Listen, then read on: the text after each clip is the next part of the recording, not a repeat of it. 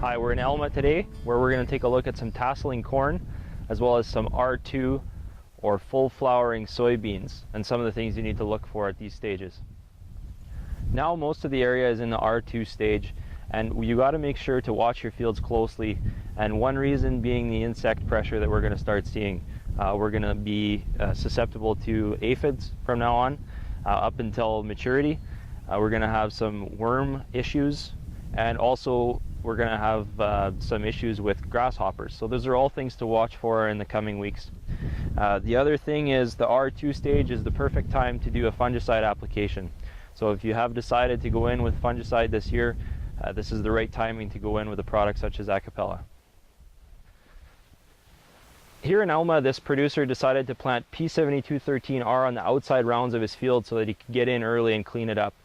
Now the 39D95 was planted within the field, and you can see a distinct maturity difference. The 39D95 is still in the vegetative stages, and the P7213R is actually tasseling already. So this gives you a perfect example of how much of a difference there is between maturity ratings within hybrids.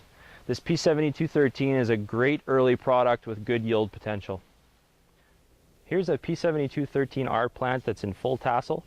You can see that from the bottom branch being outside of the whorl, and also the silk starting to emerge from the ear shoot.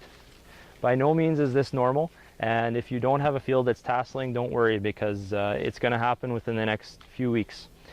Now we just wanted to prepare you for what's going to happen and give you some quick tips. This plant at this stage actually needs about 1/3 of an inch of water every single day. And we don't want to stress it out, because what's going to happen is it's going to speed up the pollination process, and we're not going to have every single kernel that we were hoping for pollinated within the cob. The other thing is you're going to want to be ready for your fungicide application too. As soon as you hit that early tassel, you want to get in there and do your fungicide application if you were planning on doing one.